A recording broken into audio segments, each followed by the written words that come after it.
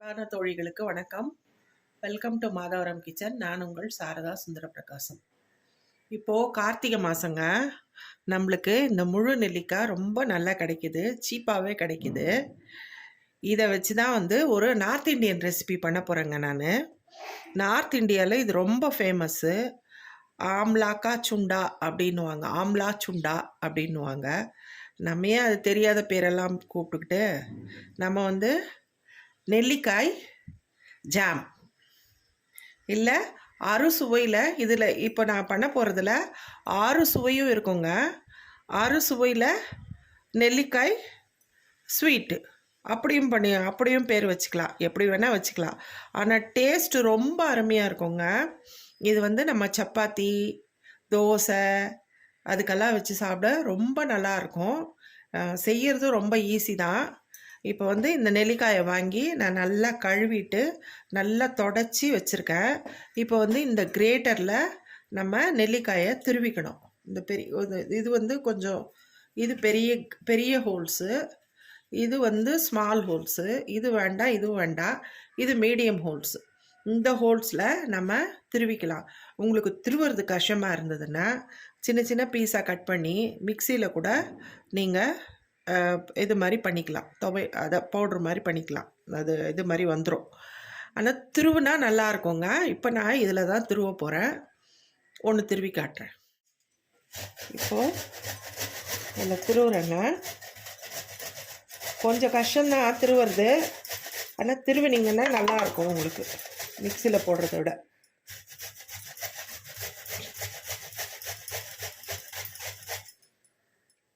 இந்த பாருங்க, இந்த மாதிரி வருங்க.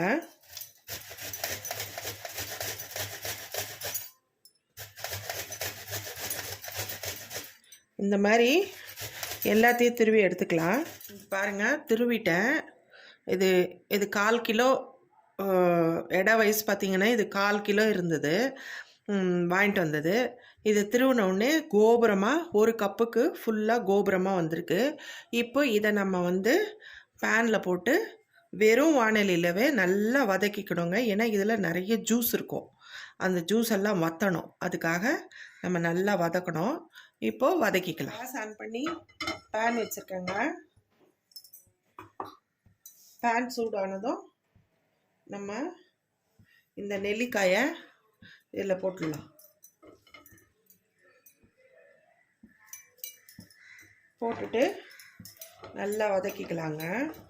இது நல்லா இதில் இருக்கிற ஜூஸ் எல்லாம் நல்லா சுண்டணும், அது வரைக்கும் வதக்கணும் நீங்கள். அப்போ தான் நம்ம செய்கிற டிஷ்ஷு கெட்டு போகாமல் ஒரு 10-15 நாளைக்கு இருக்கும்.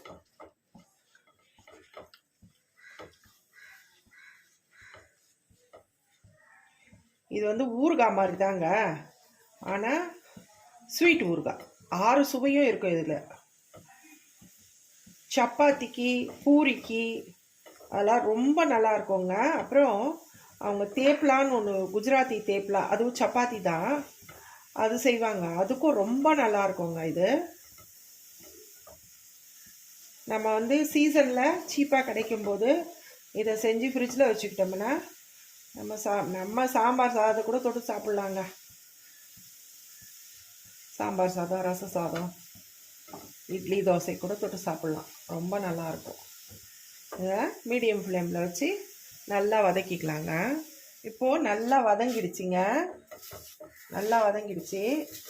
இப்போ இந்த ஸ்டேஜில் நம்ம அது இந்த கப்பில் ஃபுல் கப்பு இருந்தது இல்லைங்க நெல்லிக்காய். இப்போ 3/4 கப்பு நம்ம சர்க்கரையை போட்டுக்கலாம். 3/4 கப்பு சர்க்கரை. இப்போது இந்த கப்பால் 3/4 கப்பு நாட்டு சர்க்கரை நல்லா மிக்ஸ் பண்ணுறேங்க. ஃப்ளேம் லோ ஃப்ளேமில் இருக்கட்டும். இது நல்லா கரைஞ்சி நல்லா அந்த ரெண்டும், அந்த சர்க்கரையும் அந்த நாட்டு சர்க்கரையும் சேர்ந்து உங்களுக்கு அது ஒரு பாகு பதத்துக்கு உங்களுக்கு நல்லா சேர்ந்து வரும். அது வரைக்கும் நம்ம வெயிட் பண்ணுவோம். இப்போது ஒரு ஸ்பூன் உப்பு போட்டுக்கலாம். உப்பு டேஸ்ட்டும் இதில் நல்லா தெரியும். ஒரு ஸ்பூன் உப்பு போட்டிருக்கேன். உப்பு நல்லா கரையிட்டோம், இதோட சேர்ந்து இதுவாகட்டும். ஒரு அரை டீஸ்பூன் மஞ்சப்பொடி,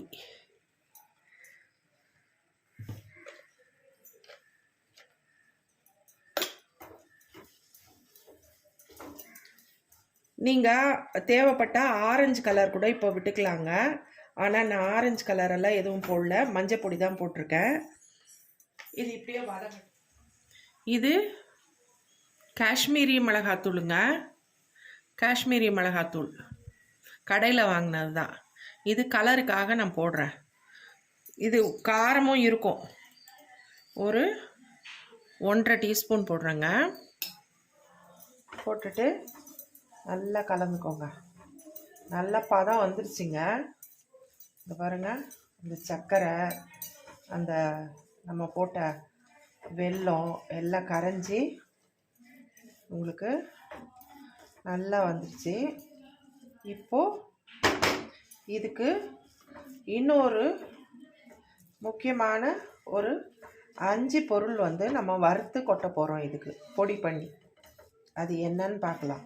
இப்போ இதை இந்த பர்னருக்கு மாற்றிடலாம். இதை பர்னருக்கு மாற்றிட்டு இங்கே ஒரு பேன் வச்சு அந்த 5 பொருள் என்னென்னு நான் சொல்கிறேன். ஸ்டவ் ஆன் பண்ணி பேன் வச்சுருக்கேங்க. இந்த பாருங்க, நான் சொன்னேன்ல 5 பொருள். அது என்னென்னா, 1 ஸ்பூன் கடுகு, அரை ஸ்பூன் வெந்தயம், 1 ஸ்பூன் சீரகம், 1 ஸ்பூன் ஓமம், 1 ஸ்பூன் சோம்பு. இதுதாங்க இந்த 5 பொருள். இதுதான் அவங்க ஊறுகாலையும் இதுதான் போடுவாங்க. நம்ம இந்த 3 பொருள் தான் போடுவோம். கடுகு, வெந்தயம், சீரகம் இதுதான் நம்ம தூள் பண்ணி போடுவோம். அவங்க இந்த ரெண்டும் சேர்ந்துப்பாங்க, இந்த ஓமமும் இந்த சோம்பும். இது பாஞ்ச் ஃபோரன் அப்படின்வாங்க. பாஞ்சுன்னா 5, பாஞ்ச் ஃபோரன் அப்படின்னு சொல்லுவாங்க. இதை நம்ம இப்போ வறுத்துக்கலாம். கடாயில் கொட்டி இது கொஞ்சம் ப்ரௌனாக வறுத்துக்கலாங்க. வறுபடுற வரைக்கும் வாசனை வரும் கம்ம கம்மன்னு. இதை பாருங்கள், படபடன்னு பொரியுது. இந்த ஸ்டேஜில் நம்ம ஆஃப் பண்ணிடலாம். எல்லாம் வறுபட்டுருச்சு. இப்போ இதை இந்த தட்டில் கொட்டிக்கலாங்க. கொட்டிட்டு கொஞ்சம் நேரம் ஆறட்டும். ஆறினப்புறம் நம்ம மிக்சியில் தூள் பண்ணிக்கலாம். இது பாருங்கள், ஒரு எலுமிச்சம்பழம் நான் மேலேருந்து நம்ம ரூஃப் கார்டன்லேருந்து படிச்சுட்டு வந்திருக்கேன். அதை கட் பண்ணிவிட்டு அது ஜூஸ் எடுத்துக்கலாங்க.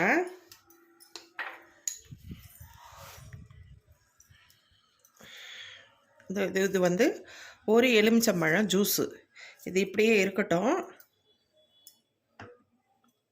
இப்போது நம்ம இந்த வறுத்து வச்சோம்ல, இதை பவுட்ரு பண்ணிட்டு வந்துடலாம். 5 பொருள் வறுத்தோம் இல்லைங்க, கடுகு, வெந்தயம், சீரகம், ஓமம், சோம்பு வறுத்துட்டு பொடி பண்ணோம்ல, இந்த பொடியை நம்ம இதில் கொட்டிடலாம்.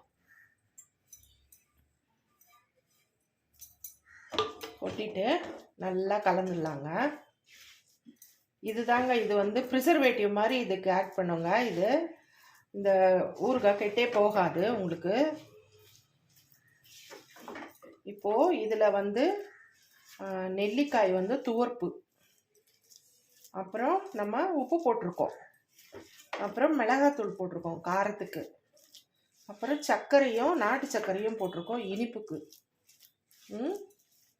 இப்போது இது நல்லா ஆறின உடனே கொஞ்சம் நேரம் ஆறட்டும். அதுக்கப்புறம் நம்ம இந்த புழிஞ்சு வச்ச எலுமிச்சம்பழத்தை நம்ம ஃபில்டர் பண்ணி இதில் ஊற்றிக்கலாம்.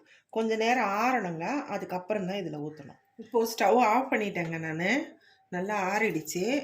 இப்போது புழிஞ்சு வச்ச இந்த ஜூஸை நம்ம ஃபில்டர் பண்ணி இதில் ஊற்றிக்கலாம்.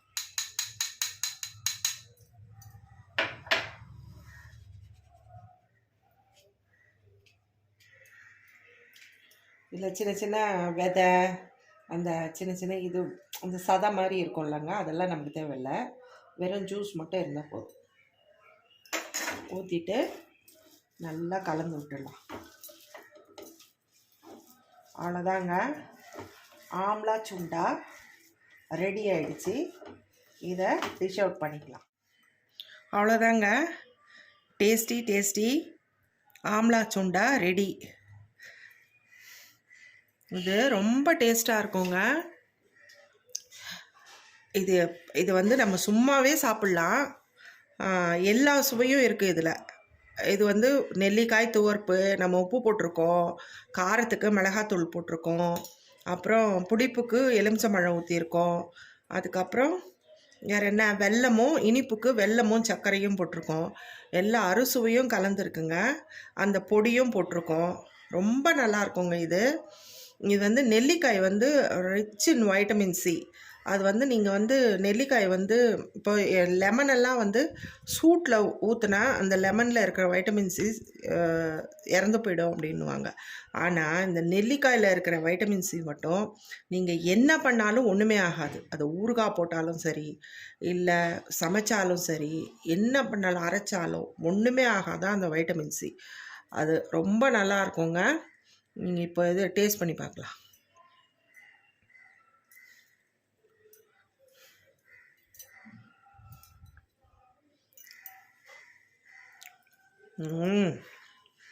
சூப்பராக இருக்குங்க. எல்லா சுவையும் இருக்குது அதில். செம்மையாக இருக்குது. அந்த துவர்ப்பு டேஸ்ட்டு நல்லா தெரியுது, உப்பு தெரியுது, காரம் தெரியுது, எல்லாமே நல்லா இருக்குங்க. இது சப்பாத்திக்கு பூரிக்கெல்லாம் ரொம்ப ஆப்டாக இருக்குங்க. இது ரொம்ப நல்லாயிருக்கும். தோசைக்கும் நல்லாயிருக்கும். இட்லிக்கு தெரியல, ஆனால் குழந்தைங்க சாப்பிடுவாங்க இதை இட்லிக்கெல்லாம். ரொம்ப நல்லா இருக்குங்க. இந்த ரெசிப்பியை கட்டாயம் ட்ரை பண்ணி பாருங்கள். இப்போ வந்து நெல்லிக்காய் வந்து சீப்பாக கிடைக்கிது கார்த்திகை மாதம். நீங்கள் இதை ஸ்டோர் பண்ணி வச்சுக்கலாம். கட்டாயம் ட்ரை பண்ணி பாருங்கள். இந்த ரெசிபி உங்களுக்கு பிடிச்சிருந்தா லைக் பண்ணுங்கள், ஷேர் பண்ணுங்கள், கமெண்ட் பண்ணுங்கள். மறக்காமல் சப்ஸ்கிரைப் பண்ணிவிடுங்க. Thank you friends.